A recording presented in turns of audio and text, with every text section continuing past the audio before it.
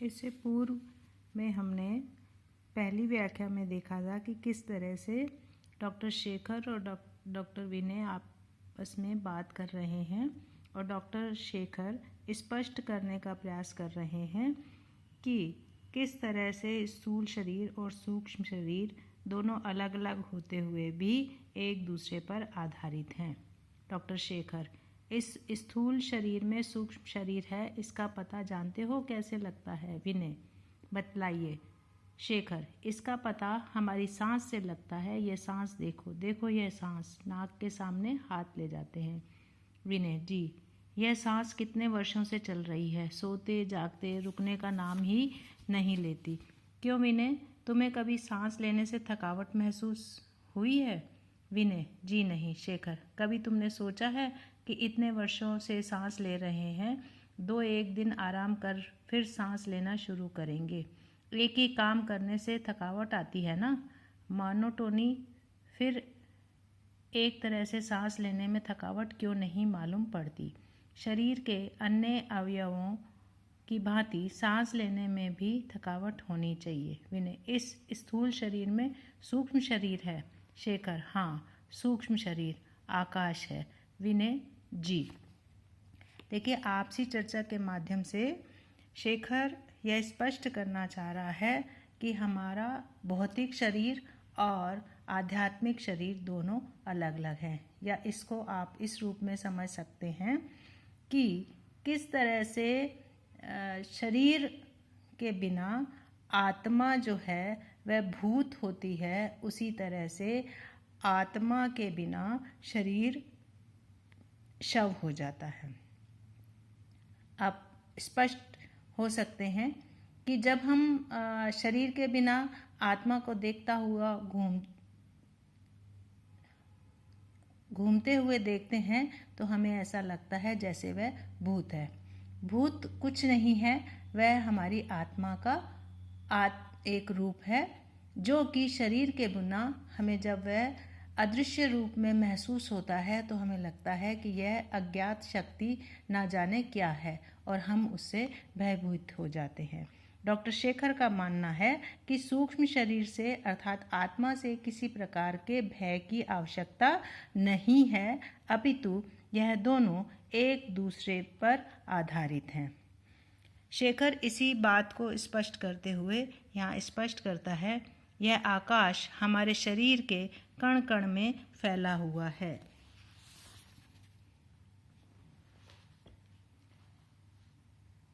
शरीर में घिरे रहने के कारण उसे घटाकाश कह लो। तो जिस तरह आकाश की हवा कभी नहीं रुकती, हमारे शरीर की सांस नहीं थकती जब तक कि उसके बहाव के रास्ते खराब नहीं हो जाते। वह बहती है, बहाव के रास्तों को कभी पुराना नहीं होने देती। हजारों वर्षों तक सांस लो, योगियों का हाल पड़ा है। नाड़ी साधन से वे हजारों वर्षों तक जीते थे। उनकी सांस जंगल की हवा के समान स्वतंत्र बहती थी, हजारों वर्षों तक बहती रही और बहती रहेगी। इस अनुच्छेद के माध्यम से डॉक्टर शेखर इस बात को स्पष्ट करना चाह रहे हैं कि जब हमारा शरीर भौतिक रूप से कार्य करता है तो वह थकान को महसूस करता है, लेकिन सांस का लेना और छोड़ना यह एक आवश्यक प्रक्रिया है, लेकिन इससे हमारे शरीर को बिल्कुल भी थकान महसूस नहीं होती है। इसको स्पष्ट करते हुए लेखक यह कहना चाहता है कि स्थूल शरीर के अंदर एक आकाश के समान हमारी आत्मा या हमारा सूक्ष्म शरीर हमेशा ही स्थायी रूप से बना रहता है।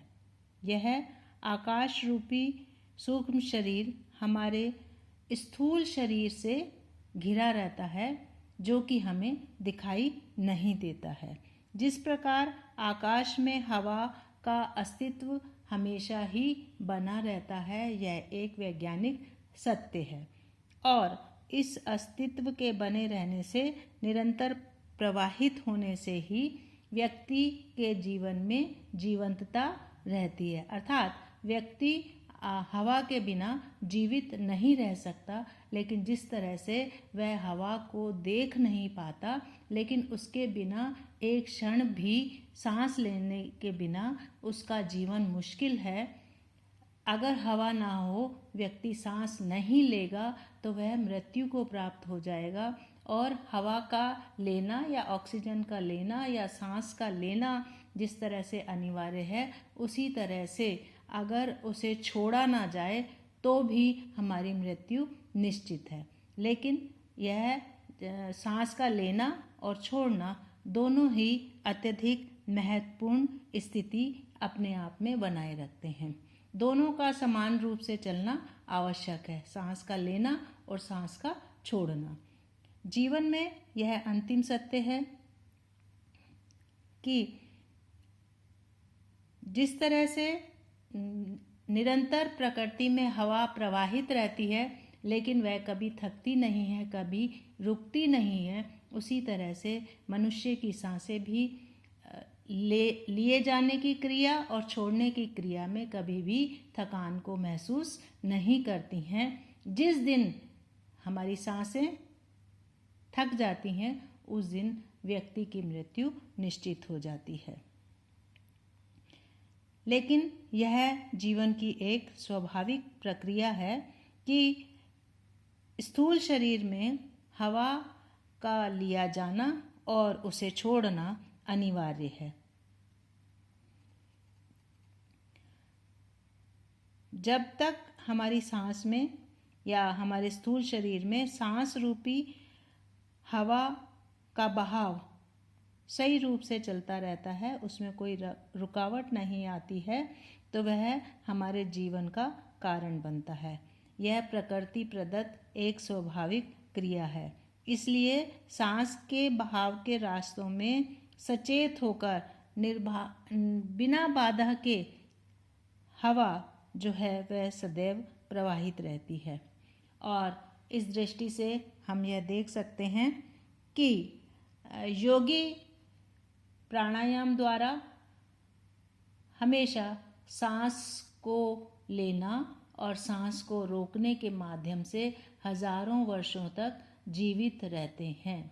उसी तरह से यह हवा भी निरंतर निर्बाध गति से हमेशा ही न जाने कितने वर्षों से, या यूं कहे कि जिस दिन से प्रकृति का निर्माण हुआ है और जब तक प्रकृति बनी रहेगी, तब तक यह हवा आवश्यक रूप से प्रवाहित होती रहेगी। इस अंश में हम भारतीय तर्कशास्त्र और योग विद्या को आधार मानकर स्थूल शरीर और आकाश की चर्चा के बारे में पढ़ रहे हैं। इसमें हमारे स्थूल शरीर के अंदर सूक्ष्म शरीर को आच्छादित करने वाली सांस को हवा के रूप में समझाने का प्रयास किया गया है। सांस का आना और जाना शरीर की एक सहज स्वाभाविक क्रिया है, जिसका आपस में सहसंबंध कहा जा सकता है, जिसके कारण से और इस संबंध के कारण से ही हमारे शरीर को कभी भी अस्वाभाविक रूप से थकान की अनुभूति नहीं होती है।